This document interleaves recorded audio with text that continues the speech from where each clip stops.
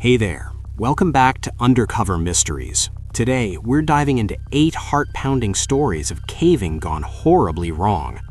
And before we begin, make sure to subscribe to the channel. It really helps us stay motivated to bring you more stories just like these. As always, viewer discretion is advised.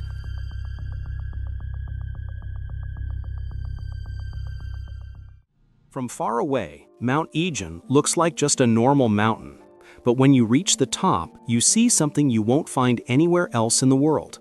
There's a huge crater, and right in the middle is a lake that shines bright turquoise. The color is so strong it almost looks fake, like someone spilled blue paint into the mountain's bowl. Local people call this lake a ticking bomb. Some government people say the danger isn't so bad, but the folks who live nearby know the truth. Just try asking the miners. Many still refuse to talk about what happened in 2020. That lake isn't normal water. It's a giant pool of acid, the most acidic lake on Earth. The pH is almost 0, so metal melts if it touches it and skin burns right away. Even the air above the lake is dangerous. Sulfur gas leaks out from cracks and holes, and sometimes it bursts out fast and you can't see it coming. If you breathe it, your throat starts burning and your chest feels tight. If you can't escape quickly, you pass out. And if nobody drags you to fresh air, you die. Still, people keep coming.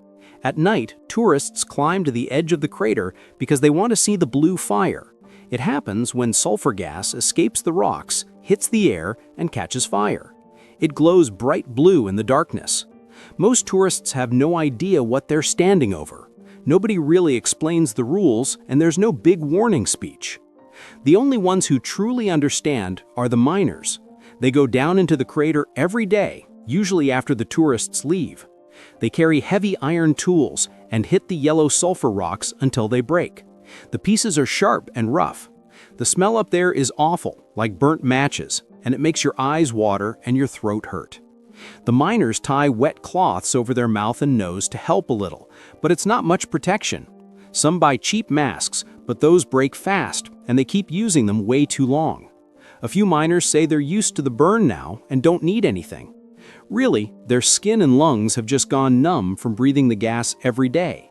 When they break off a big piece of sulfur, they put it in baskets. Some baskets weigh almost 200 pounds, and the miners carried them on their shoulders up the steep crater path. They do this trip twice a day. For all that hard, painful work, they earn only $10 to $15 a day. It's brutal, and almost none of the miners live to be old. It was noon on May 29, 2020. The tourists were gone. Only miners were down in the crater. Many were working late to finish their daily quota. If they didn't, they'd lose their job that same day. Things were already tough. Some miners had quit recently because their lungs were too damaged to continue. That happens a lot. Others had asked for better pay and never got it. Everyone was pushing hard that day. Nobody wanted to stop, even for a second, to check if it was safe. At first, everything looked normal, just another tough shift. But something felt wrong. Suddenly, the ground moved. It wasn't a big shake that knocked people over. It was more like a slow rolling wave under their feet. A few miners looked at each other confused. Like, did you feel that too? But most just kept working. They were too busy trying to reach their quota to care. Then the air changed. It became sharp, like metal, and every breath hurt. It felt like sucking in smoke from a burning cloth. The wet rags over their faces didn't help at all. The men pulled them off and tried to breathe, but that only let more gas in. Their eyes started burning like fire. Someone pointed at the lake. The water wasn't calm anymore. Big circles were moving across the surface. Some miners whispered they had never seen it act like that before. Then the water started to rise, first just a little swell. Then the whole lake lifted up like a giant wall. The first wave crashed hard against the far side of the crater and turned into white foam. Then it came back, even bigger. Shouts exploded everywhere. The miners finally understood they had to run or die. Some raced toward the zigzag path that climbs to the rim. Others just stood frozen, too shocked to move, until someone pushed them and yelled, "Run! Run now!" Up on the rim, a ranger grabbed his radio. He could barely speak. He said, "Something's happening. It's getting worse fast." The answer came right away. Close the trail, close the rim, shut the whole place down. Down in the crater, the waves kept coming. The spray burned skin the moment it touched. Near the edge, 2 miners were still working. Suddenly, one dropped his heavy iron bar and ran uphill. He looked back once and never forgot what he saw. His friend stayed. He was way behind on his quota. If he didn't fill one more basket, he would lose his job. He thought he had time to grab a little more sulfur before running. That one thought cost him his life. The wave hit him. The ground under his feet just disappeared. He fell into the deep acid water and came up once, gasping. His arms waved wildly. His skin turned bright red where the acid touched him. Then another wave slammed him sideways into the boiling foam. He reached out, grabbing nothing but air. Then the foam closed over him and he was gone. The miner who ran first kept climbing. He coughed so hard he almost fell, but he forced himself up. He looked back one last time. The waves were still coming, but each one was smaller. Finally, the shaking slowed down and stopped. The rangers made the decision. The park was closed. No one else could come in. From the rim, it looked like everything was calming down again. The miners climbed higher up the path until the air felt a bit cleaner. They checked each other's eyes, hands, and throats. Everything was red and sore, and everyone was coughing, but most were still on their feet. One man was missing. Everyone knew who, but nobody said his name right away. Someone called down to the hut at the bottom. One miner didn't come up, last seen near the east side. The answer was clear. Teams are coming, but nobody goes back into the crater. Night in the crater is too dangerous, so the teams left. At the first light of morning, they came back.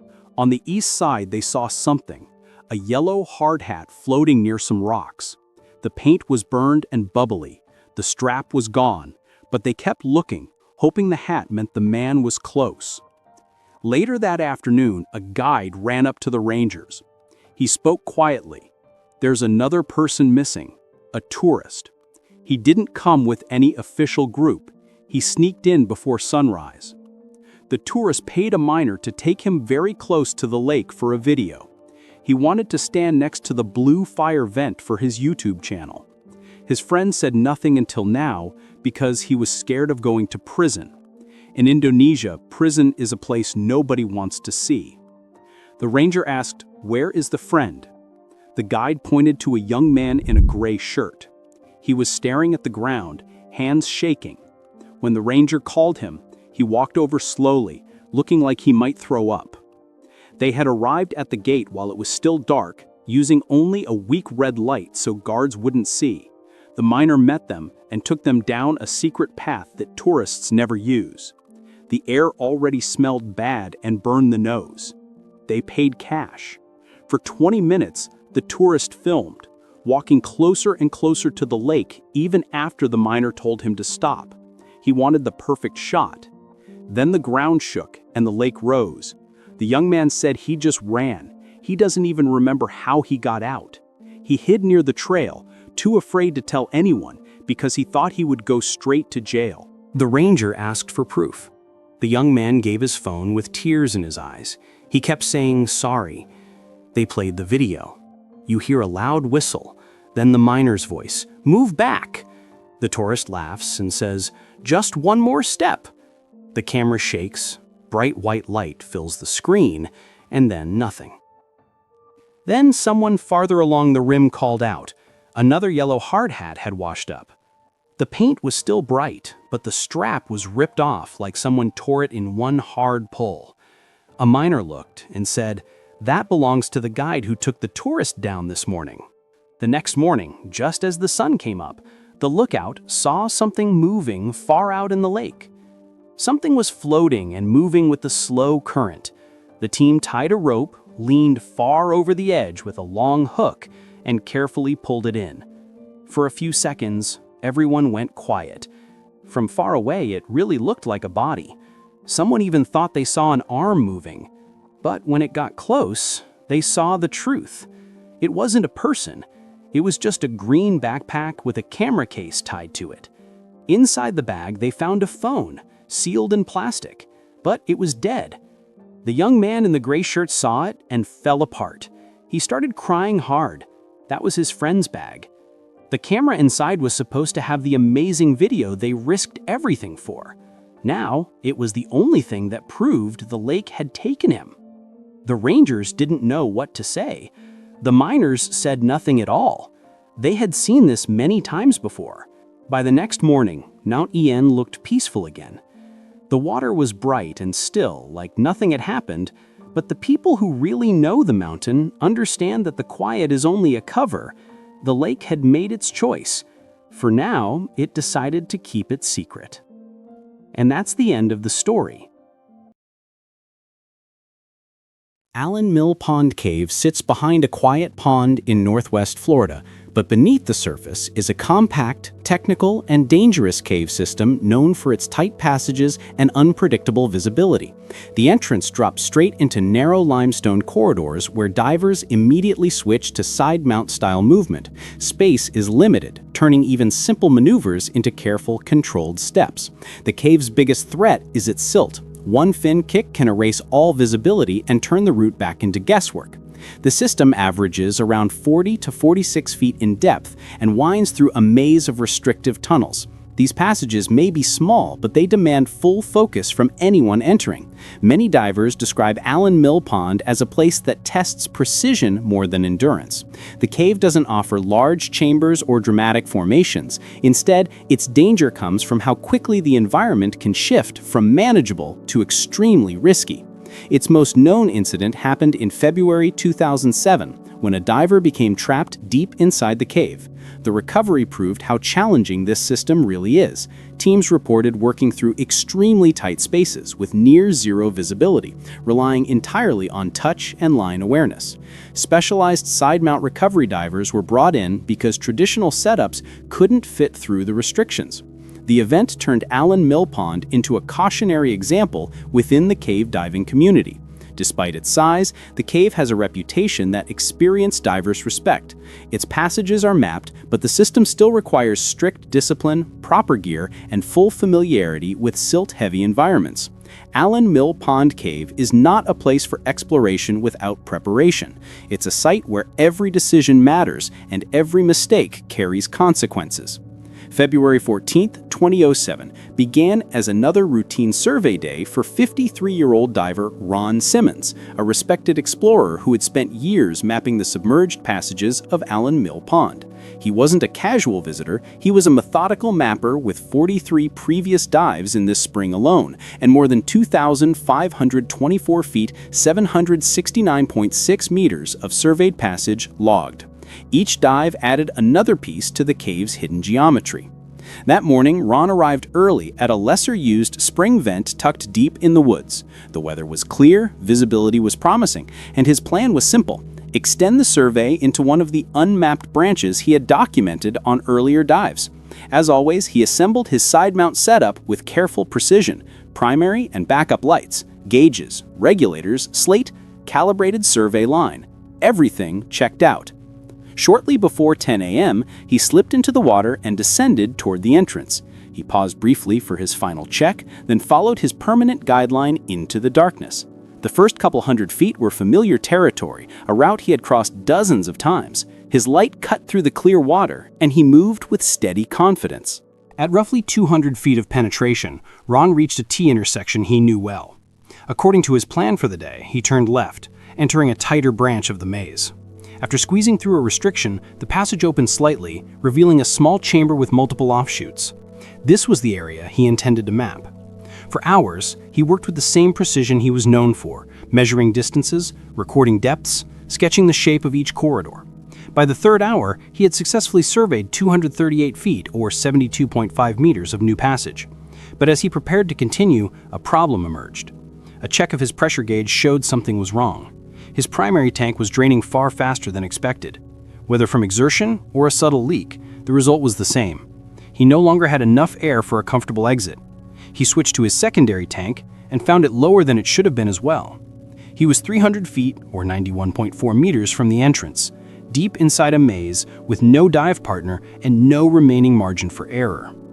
Ron immediately began heading out, still breathing slowly and maintaining control. His swimming position later indicated he did not panic. He knew the path, but the clock was already against him.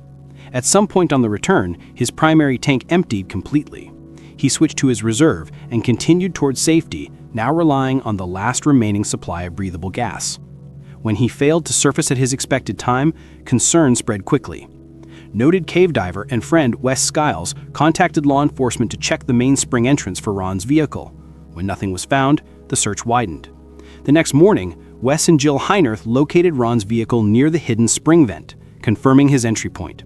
The Lafayette County Sheriff's Office mobilized immediately, and by afternoon, the site became a coordinated rescue scene. At 3:55 p.m. on February 15th, diver Mark Long entered the system for a reconnaissance dive, reaching 650 feet or 198 meters of penetration. After nearly an hour underwater, he surfaced without finding Ron. Reviewing Ron's in-progress maps revealed why.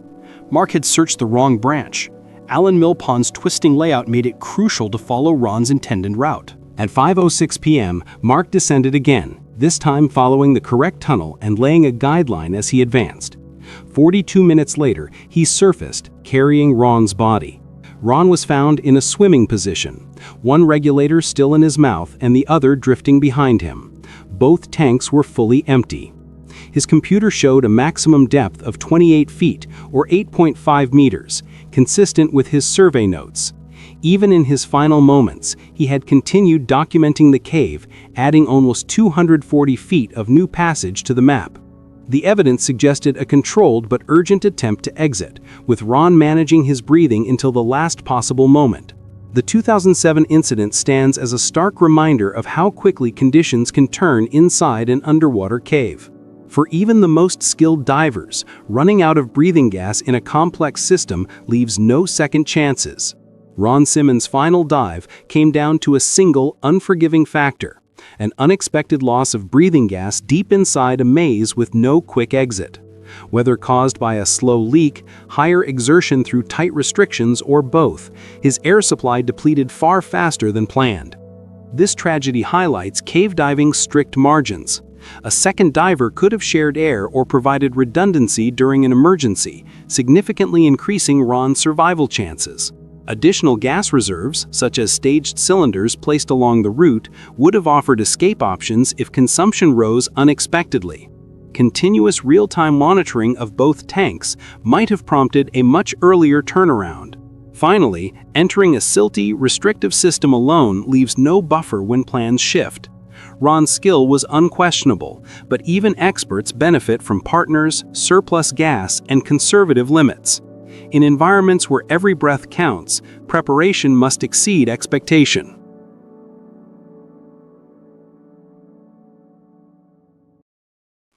Deep beneath the wild moors of the Yorkshire Dales lies Mosedale Caverns, a place seasoned cavers still speak of in hushed tones.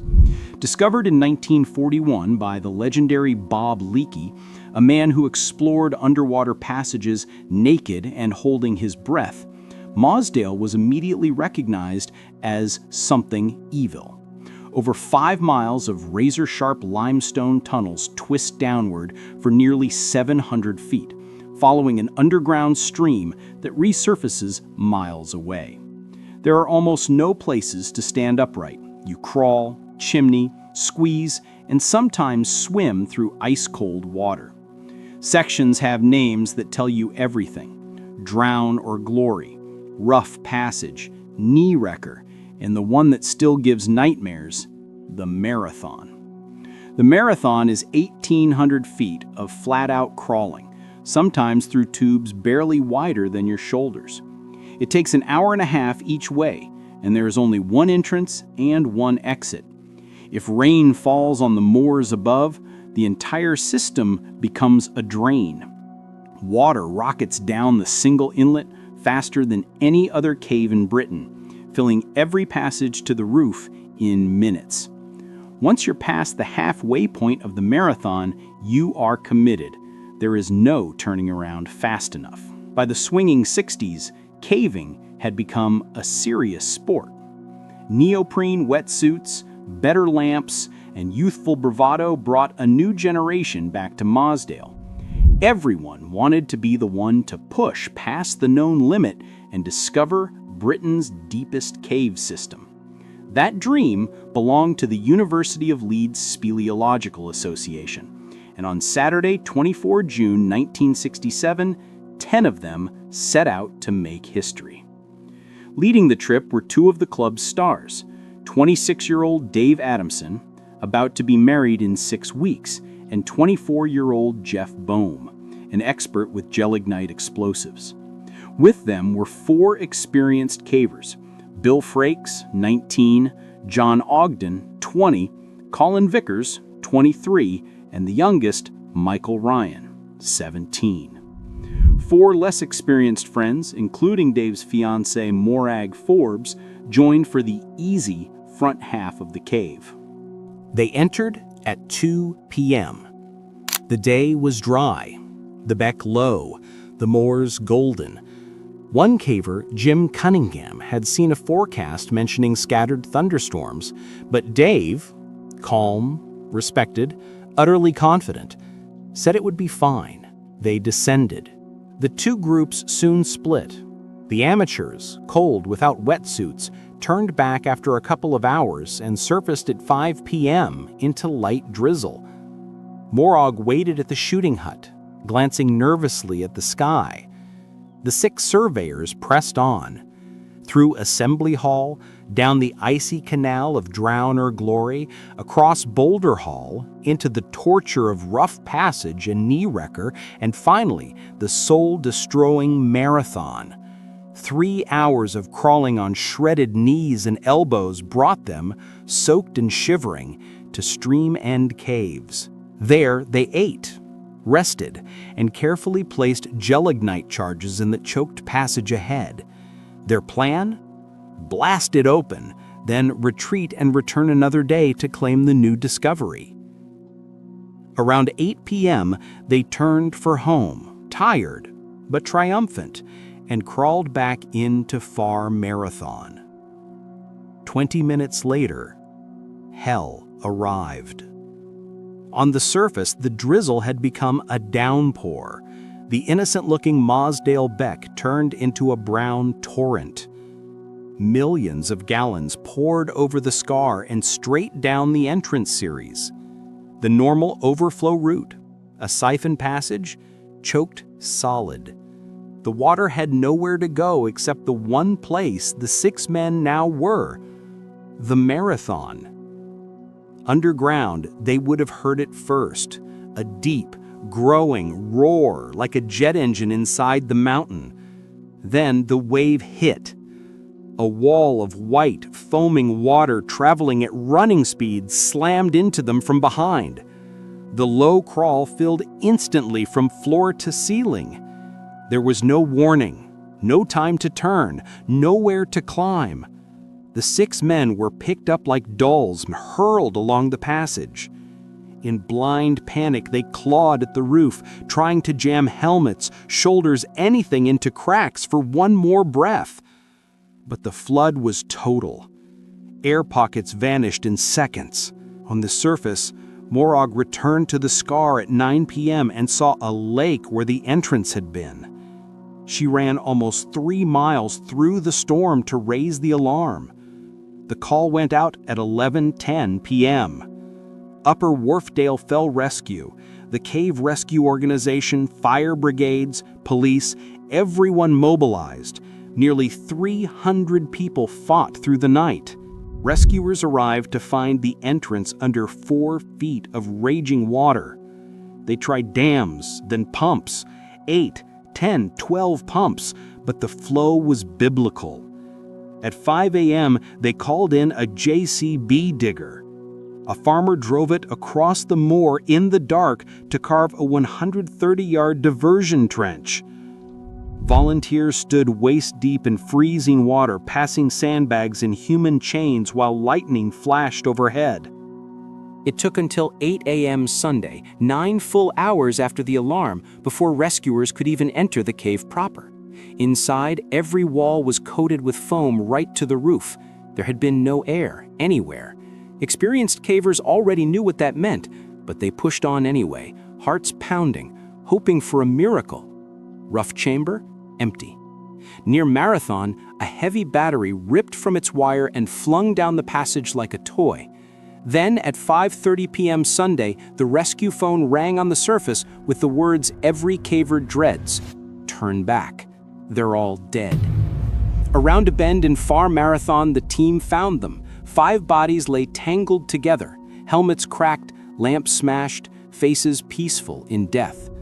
The 6th, John Ogden, was discovered days later, wedged vertically 15 feet away in a rift so tight only his boots and a corner of white helmet showed through the silt.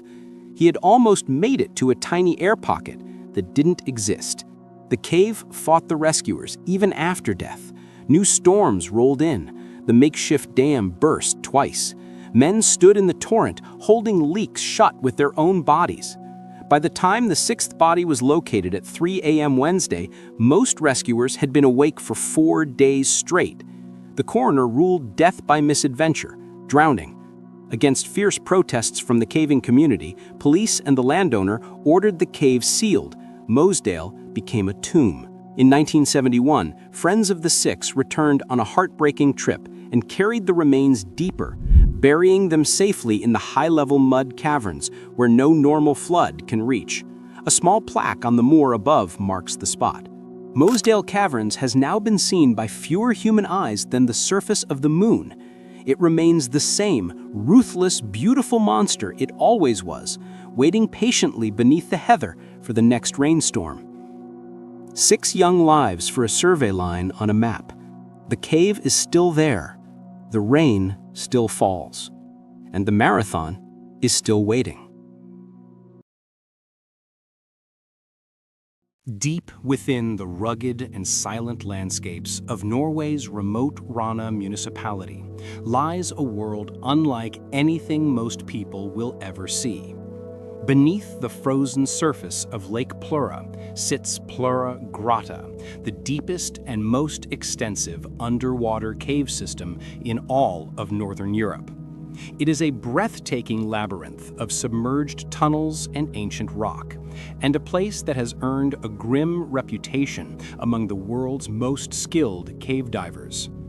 To some, it is a siren call, a challenge, a test, an irresistible promise of untouched beauty hidden in complete darkness.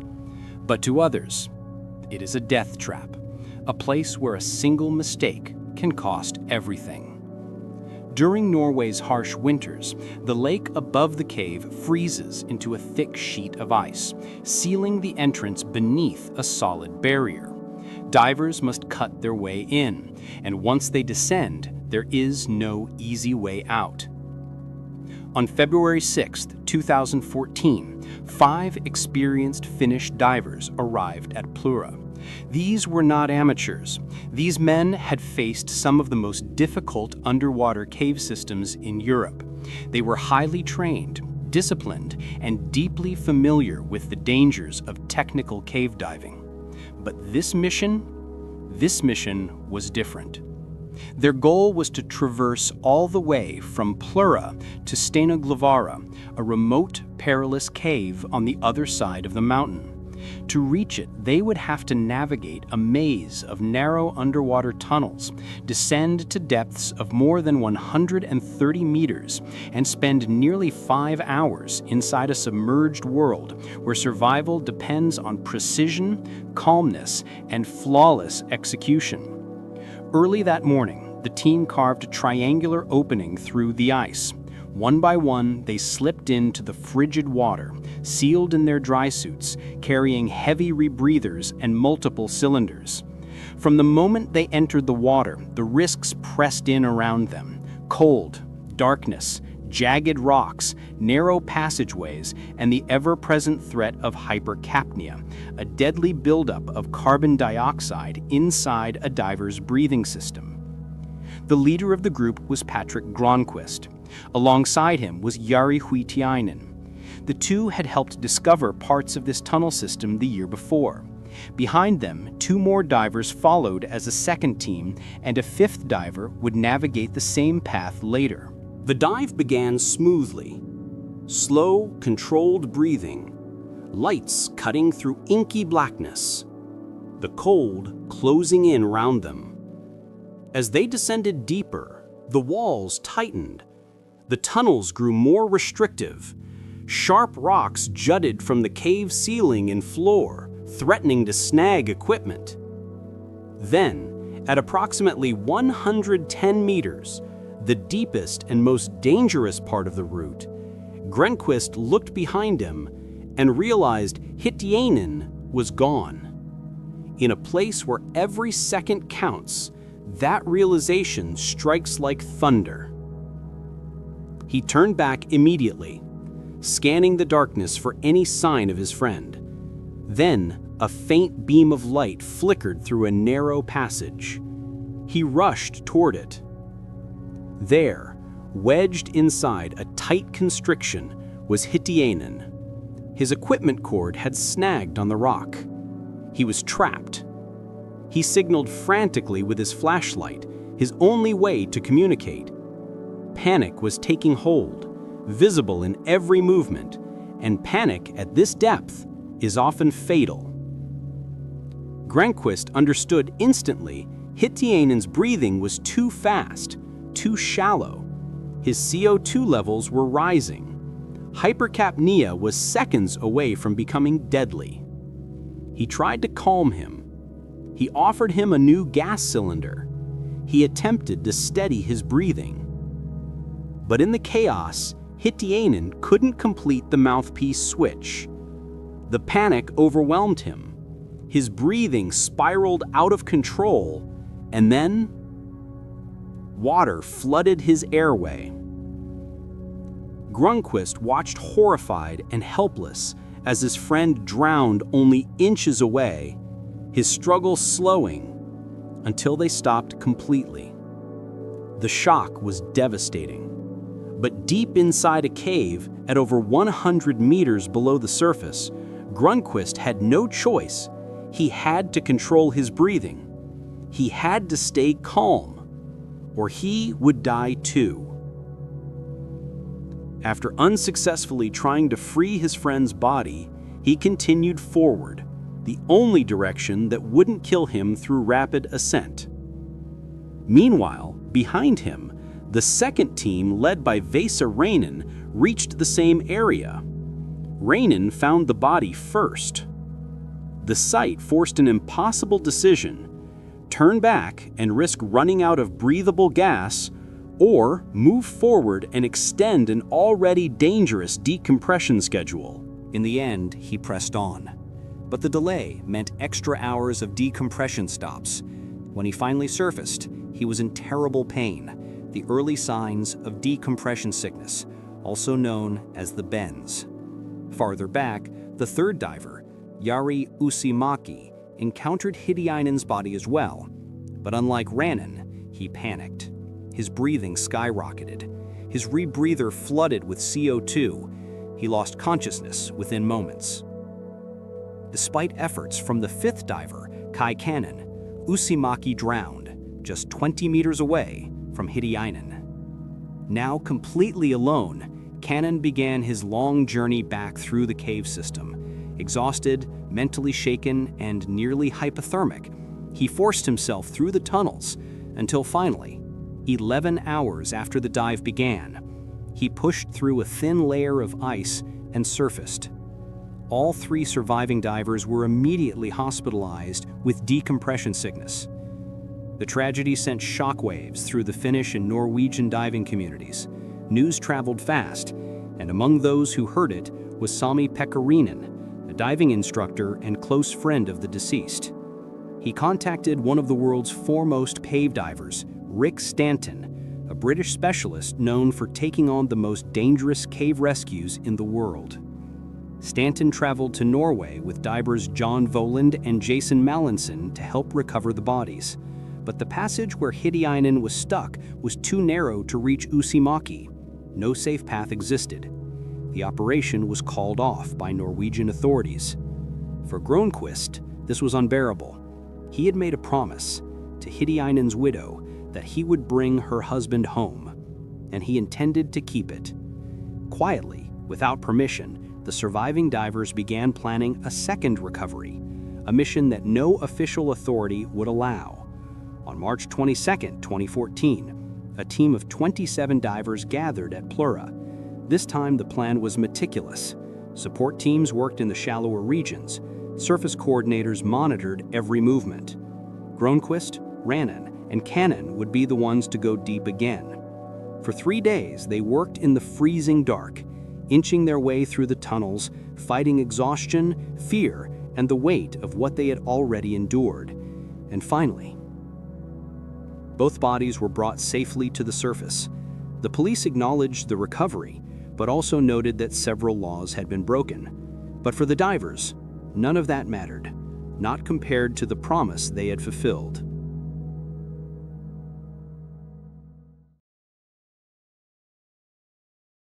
Nicac Dam, built by the Tennessee Valley Authority, is one of several hydroelectric barriers that shape the Tennessee River. Behind it lies Nicac Lake, a long, wandering stretch of water that coils for more than 200 miles through the Tennessee River Gorge. Not far from the dam is a cave that locals once called, simply, the Bat Cave. Nicac Cave, quiet, remote, and draped in legend, sits about a mile east of the dam, hidden among the many caverns that dot Tennessee's landscape. Yet few caves carry a past as strange, as storied, or as haunting as this one. By the late 1800s, the cave was already drawing in curious visitors. In 1872, tour guides were ferrying guests inside on boats, showing them the vast darkness that swallowed sound and light. It was during these early years that one of the cave's most enduring tales emerged, an incident involving a guide named Lawrence Ashley. In 1927, newspapers such as the New York Times claimed that Ashley had vanished during an expedition, only to reappear a week later, insisting he'd clawed his way out nearly 8 miles away. The truth was less mystical. The story was a fabricated stunt meant to attract more tourists. But over time, the cave's fame shifted from hoax to something far more personal and profound. In 1967, Johnny Cash, broken, exhausted, and addicted, walked into Nicac Cave believing it would be the last place he ever saw. Instead, he experienced what he later described as a spiritual awakening deep inside those chambers. That moment became a turning point. He walked out, determined to rebuild his life and leave his dependents behind. By 1980, the TVA sealed off the cave, declaring it a sanctuary for thousands of endangered Indiana bats. Fences were installed, warnings posted, and entering became a federal violation. But even with signs and strict penalties, the cave remained irresistible to thrill seekers. And for those who ventured in without proper cave diving experience, the consequences could be fatal. Cave divers followed 2 unbreakable rules: never enter without training, and never, ever go in without a guideline to find your way back. This is where David's story begins. David, 31 years old and from Alabama, was the kind of person who felt most alive outdoors, hiking, fishing, anything that pushed him deeper into nature. Recently, he had fallen in love with scuba diving. But David wasn't the type to stay within safe limits. He liked challenges, risks, the rush of going farther than most. So when a friend mentioned Nicac Cave and the local stories of enormous catfish living inside, fish supposedly fattened by bat droppings, David became obsessed. The idea of spearing one of these legendary creatures was too tempting to ignore. The only catch: the cave was fenced off, strictly protected, and notoriously dangerous. His friend warned him again and again. This wasn't just trespassing, this was gambling with your life. The water was murky, unpredictable, and unforgiving. But to David, danger wasn't a warning, it was an invitation. They explored the area 3 times together, each trip taking them deeper into the restricted zone. And finally, David decided he was ready for the real attempt. The night of August 15th, 1992, would be the night he went after the legendary catfish once and for all. That evening, David and his friend slipped past the barrier and entered the water, dive lights cutting only thin traces through the darkness. The previous night, David had nearly speared a massive catfish before losing it. That near miss only fueled him. Inside the cave, the water cleared slightly, but the environment was no less hazardous. They swam deeper, weaving through narrow rock passages, keeping track of their direction by following the trail of their bubbles along the ceiling. But the deeper they went, the more uneasy David felt. When he checked his air gauge, his stomach dropped. His supply was running dangerously low. He signaled to his friend that it was time to head out. They turned to ascend and slammed into solid rock. What should have been open water was now an unexpected ceiling. In one moment, they realized the truth. They were no longer in the same passage they had entered from. They were lost inside a submerged maze. Fear thickened the water around them. Their fins kicked up clouds of silt, blinding them instantly. Zero visibility, no reference point, no way to tell where the exit was. In the growing panic, the two got separated. David's friend, by sheer luck, swam in the right direction and burst out of the cave. David didn't. He found himself trapped in a small pocket of air, suspended in blackness, with no idea where he was or how to escape. His friend didn't waste a second. He contacted TVA security, and within minutes, officials launched a massive response. But they weren't preparing for a rescue, they were preparing for a recovery. In their eyes, David was almost certainly gone, either drowned or slowly suffocating in a shrinking bubble of air. And the dive teams on site, though skilled, weren't trained for cave rescues. Cave diving is a world of its own, one that takes years to master. Without the right experience, even seasoned divers can die. The situation seemed hopeless until someone else arrived. Buddy Lane, a cave rescue specialist from Chattanooga, had been navigating dangerous caverns since he was a teenager. When he heard what was happening at Nicac Cave, he believed David might still be alive. But when he volunteered to help, officials turned him down at first. The risk was too great, they argued. They couldn't afford to lose another diver. Hours passed. No progress. And finally, with options running out, authorities relented and let Buddy take over. Buddy and his lieutenant, Dennis Curry, entered the cave with the calm precision of experts who truly understood the danger. They moved through the submerged tunnels, calling David's name into the dark. Then, faintly, a reply echoed back. "Hey." It was barely a sound, just enough to tell them he was alive. They followed the voice and found David floating in a tiny chamber, exhausted, barely conscious, and clinging to life after 17 hours trapped in the cave. His air pocket had been shrinking, starving him of oxygen. Hypoxia was moments away. Buddy and Dennis carefully guided him through the labyrinth, inch by inch, until they finally surfaced in open water. When David emerged into daylight, the crowd on the shore erupted. Against every expectation, he had survived one of the most terrifying ordeals imaginable. Morris Betzold was small for 15, 5'7", barely 110 pounds, all elbows, knees, and restless energy. He and his older brother, Donald, had bounced between foster homes and the Methodist Children's Home in Cleveland ever since their parents split a decade earlier. The cave sat on a sandstone bluff a few miles from the home.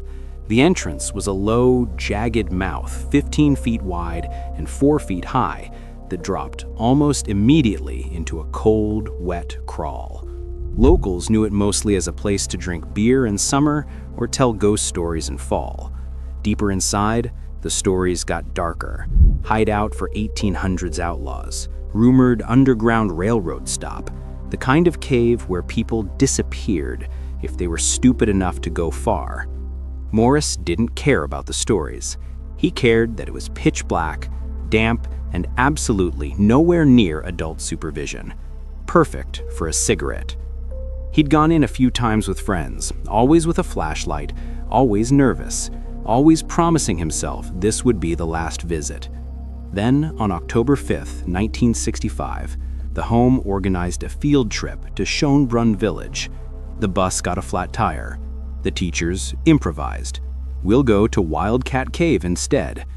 When Morris heard that, something electric shot through the group of boys. They knew exactly what this meant. They parked at the base of the bluff. The teachers sensed the sudden buzz and kept a sharper eye than usual, but 16 teenage boys, or a force of nature. Morris and two friends broke away the moment the group started up the rocky path. They scrambled ahead, found the dark mouth of the cave, crouched, and crawled inside. The entrance tunnel was tight, cold, and smelled of wet stone and earth. Morris's friends were smaller. They slipped through the narrowing passages like eels. Morris, a little taller, a little broader in the shoulders, had to twist and contort. Sharp sandstone sliced his forearms. His jacket snagged and tore. The light from the entrance faded fast. Soon it was only the weak beam of a cheap flashlight and the sound of his own breathing echoing back at him. He lost his friends almost immediately. Their voices bounced weirdly off the rock. He couldn't tell which direction they'd gone. He shouted. No answer that made sense. Panic flickered in his chest. He turned to head back the way he came, only the passage he thought was the exit narrowed into a slot he didn't remember. He pushed forward anyway, faster now, heart hammering. The flashlight beam jittered across wet walls that pressed closer and closer. He found himself in a dead-end chamber.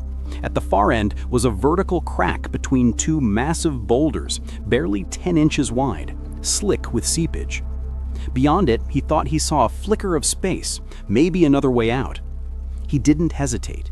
He went in head first, arms pinned to his sides, wriggling downward like a worm. Halfway through, one of the boulders shifted. Just an inch, but it was enough. The crack cinched tight around his ribcage.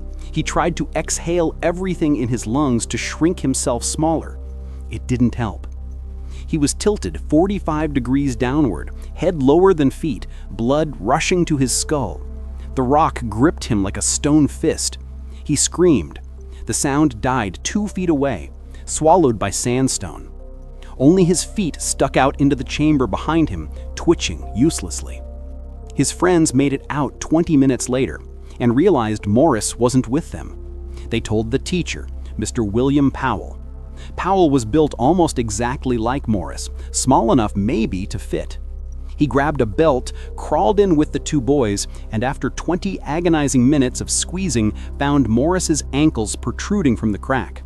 He looped the belt around them and pulled with everything he had. Morris inched upward, then the belt snapped. Morris dropped hard, his face smashing into rock. Blood poured from a new gash on his cheek. He screamed again, a sound that carried pure animal terror. Powell had no choice. He backed out and called for help. The first firefighters to arrive took one look at the entrance crawl and knew none of them were getting through. They were big men built for ladders and hoses, not sandstone keyholes. They sent the smallest rescuer they had in to sit with Morris and keep him awake. Every few minutes, the man would shout, "Morris, you still with me, buddy? Talk to me." When Morris went quiet too long, the rescuer banged rocks together and yelled anything he could think of just to get a groan in response. Outside, the hillside filled with people. 200 rescuers, reporters, relatives, spectators. Portable generators roared. Floodlights turned night into noon. Someone piped oxygen through a hose. Someone else dragged in electric heaters. The temperature inside the cave hovered just above freezing.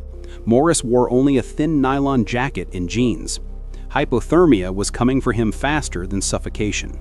They tried pulleys, hooks around his ankles. Nothing moved him more than an inch before he slid back. Contractors offered to drill 36 feet of sandstone. Geologists said the roof would collapse and bury him. Someone suggested dynamite. Everyone else shouted that down instantly. Night fell. National television picked up the story. Radio stations begged for little people who might fit. A 5'2" nurse from Akron wriggled in as far as she could, 5 feet from Morris, and spent 3 hours talking to him, telling him about her kids, anything to keep him conscious. Morris was upside down so long his face swelled purple. He vomited from the blood pooling in his head. He cried. He prayed. He bargained with God. He thought about his brother Donald and knew he would never see him again. On the morning of October 7th, a Cleveland man named Andrew Ulrich was driving to work listening to the latest failed rescue attempt when the announcer said they needed someone small but strong enough to reach the boy. Ulrich thought of his 2 teenage sons, Mike and Jerry, skinny, long-armed, fearless. He turned a car around, picked them up, and drove straight to the cave. Mike was 15, same age as Morris. He talked the fire chief into letting him try. They tied ropes around his waist, handed him straps and a metal clamp, and in he went. It took Mike almost an hour to worm his way to the crack. When he finally reached Morris, hanging there like a broken doll, he managed to get a strap around one leg. The team outside pulled. Morris moved 2 inches. Then Mike went in a second time, got a second strap around the other leg, another pull. Morris's hips came free. He screamed with joy and pain in equal measure. But his chest was still clamped, his right arm pinned beneath him. Breathing was almost impossible. Mike went in a third time, and a fourth. Each trip he gained another inch, another strap, another desperate tug. At one point, Mike slipped and tumbled headfirst into the darkness beside Morris. Rescuers hauled him out, bruised but alive. He went right back in. Finally, after 26 hours, enough straps were in place.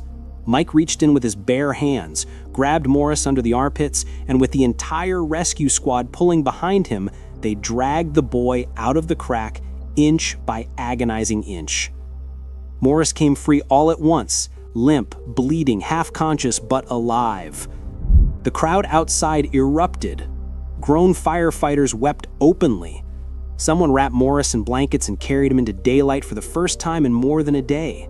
He blinked against the sun like he'd been born again. On January 5th, 2023, an experienced diver headed into the sea off the coast of Mexico for what felt like just another regular day gathering shellfish. Tabari Bay is this beautiful spot along the Sonora coast in the Gulf of California. People even call it the aquarium of the world because it's bursting with so much incredible marine life.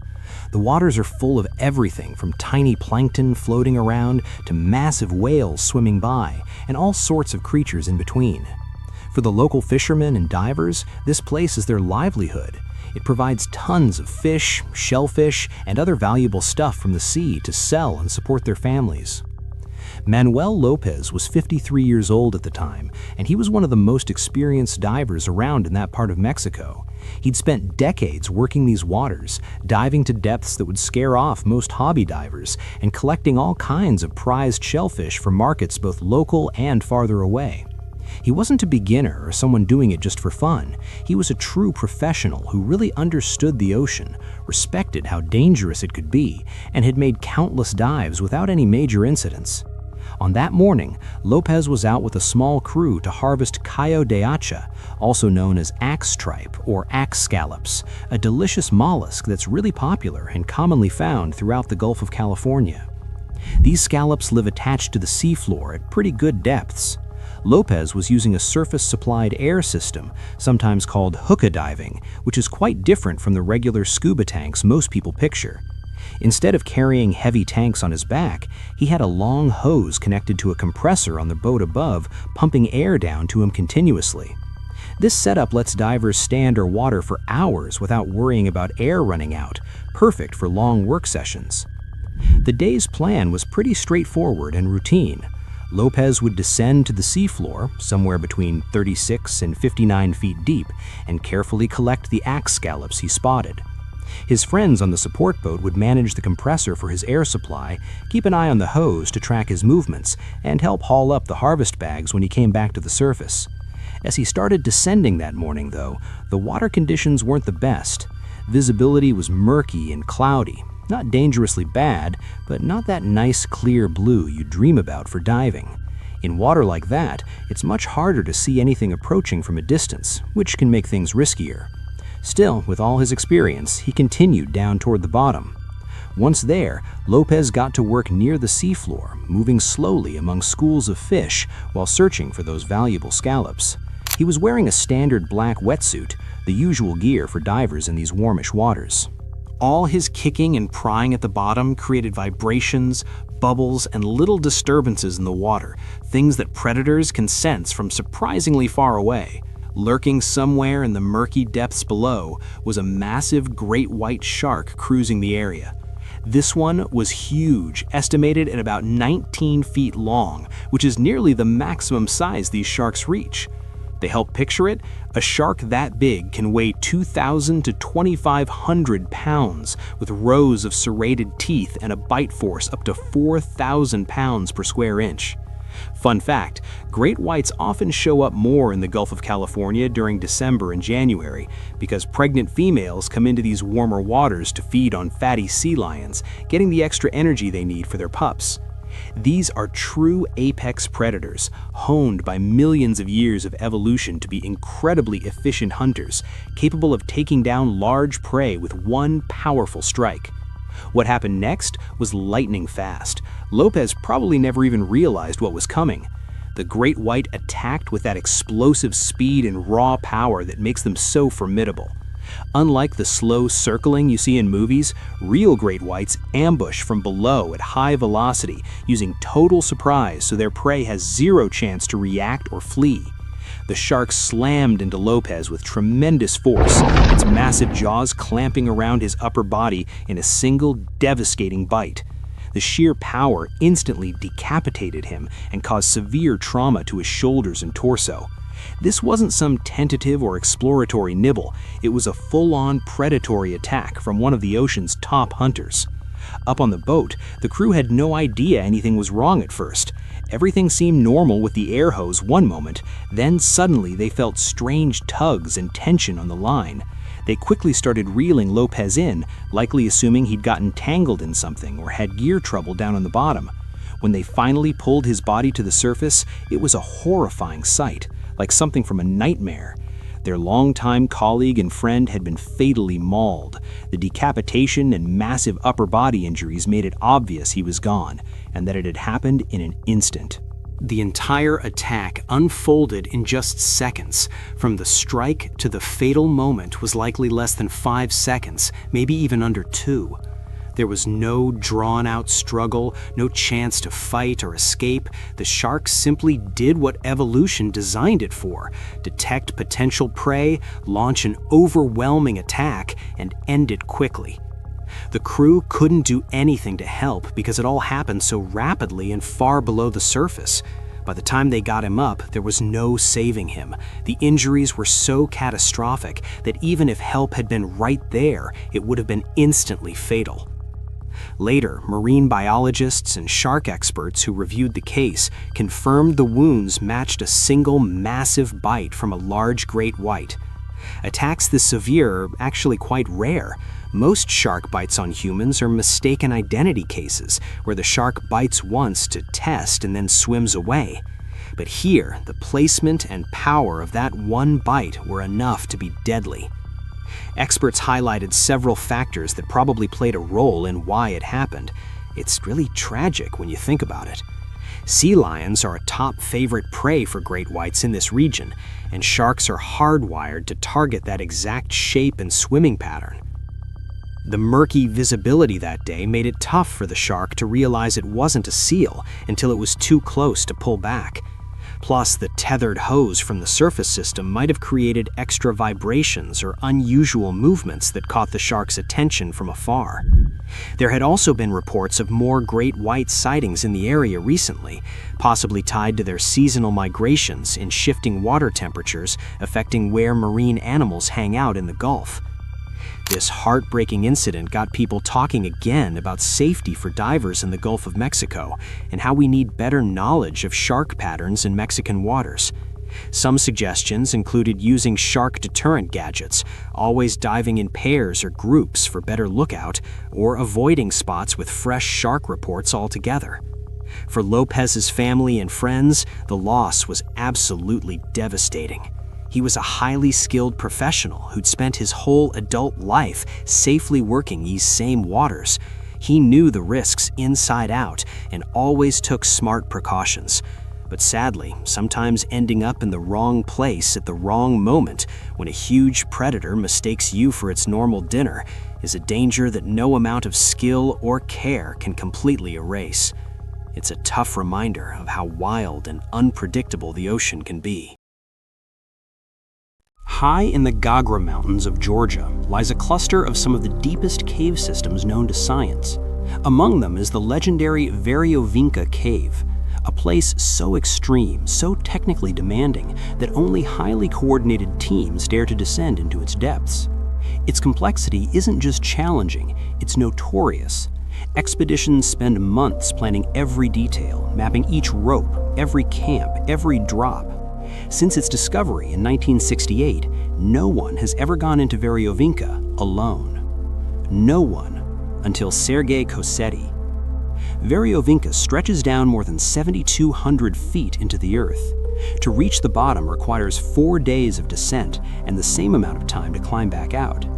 6 underground camps act as lifelines for trekkers, places to cook, rest, and gather strength before continuing downward into freezing, water-soaked passages. Sergei, a 37-year-old from Russia's Daluski district, was not a thrill-seeker by reputation, but he was a man wrestling with his own sense of purpose. He'd heard tales of Nicac in his village, including the dramatic 2018 expedition when the Parevo Speleo team had descended nearly 6,900 feet before floodwaters forced them to retreat. For most people, that story would be enough to keep them away. For Sergei, who had recently picked up caving as a hobby, it only deepened his curiosity. The cave represented something more than danger. It felt like a goal, a test, a way to find meaning at a time when his life felt stalled. For months, he studied maps, watched footage, and prepared. But preparation couldn't fix the most dangerous part of his plan. Sergei intended to do it alone. On Halloween night 2020, he casually told his wife he'd be heading into the mountains the next day. He didn't give details, just a quiet promise that he was searching for clarity and that he would return soon. On November 1st, Sergei drove toward Abkhazia, Georgia. Most official teams must secure permits before entering Nicac. Sergei bypassed all of that. He slipped in under the radar, carrying only the gear he believed he needed and printouts from older expeditions. When he reached the mouth of the cave, he found an enormous, jagged opening in the ground, a black void swallowing the light around it. The cliffs looked hostile, ancient, but Sergei didn't hesitate. Wearing camouflage overalls, hiking boots, and his climbing gear, he tied a rope to a solid rock anchor and began the descent. The first 1,300 feet were brutal, nearly vertical drops, tight squeezes, awkward twists through rock, and frigid pools of muddy water stood between him and the first rest area. Hours later, he reached Camp 1247, exhausted but excited. To his surprise, he found supplies left behind by the Parevo team after their forced evacuation. He changed clothes, ate, and pushed on. His next destination was Camp 600, almost 2,000 feet from the surface. The route wasn't easy, but compared to the earlier drop, it felt manageable. Tight passages, slippery limestone climbs, and more freezing water slowed him down, but eventually he made it to the camp. This one was more generous. Fuel canisters, leftover food, sleeping bags, and a crude toilet. Instead of continuing, Sergei stayed there, not for hours, but for a full week. Why he waited remains a mystery. Perhaps he needed to acclimate to the cold. Maybe he was gathering courage, or maybe he felt safer delaying the inevitable. Whatever the reason, after 7 days, he decided to resume his descent toward Camp 1000, located 3,280 feet underground. The deeper he went, the colder the world became. At around 2,600 feet, the temperature dropped to between 4 and 7 degrees Celsius, and the air grew heavy with moisture. The cave's narrow waterways funneled frigid currents into every passage. Without a wetsuit, Sergei was at the mercy of the cold. Then came the mistake that sealed his fate. Somewhere along the journey, he had forgotten the clamps and stirrup he needed to climb back up his own rope. Going back wasn't an option. With no way to ascend, Sergei pushed onward toward Camp 1000, hoping desperately to find equipment left by previous teams. But when he arrived, the shelves were empty. No wetsuit, no ascenders, nothing he could use to climb out. Reality hit him hard. He was trapped. Still, he wasn't ready to give up. Camp 4430, far deeper down, was the next possible place to find supplies. But every foot he descended drained more heat from his body. His hands stiffened, his legs trembled.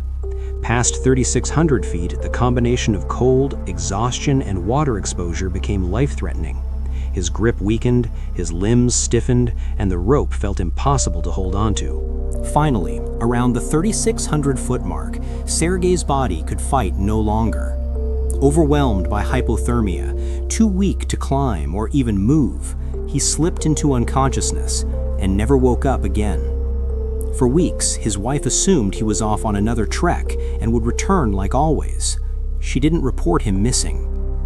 9 months later, in August 2021, a group of cavers spotted an old rope leading down into Verebianca. Fearing an inexperienced explorer might try to use it, they followed it and discovered Sergei's body deep inside the cave. His phone helped identify him through a missing persons app. Recovering him was a nightmare. Verebianca is so steep, so narrow, so vertical that nearly 100 rescuers were called in. After surveying the cave, they realized it was impossible to remove his body intact. With his family's permission, rescuers were forced to disassemble and extract his remains in sections. On August 16, 2021, after days of painstaking effort, Sergei Kosev was finally brought back to the surface. He had gone in seeking purpose. Instead, his story became a stark warning about the unforgiving reality of extreme exploration, especially when attempted alone.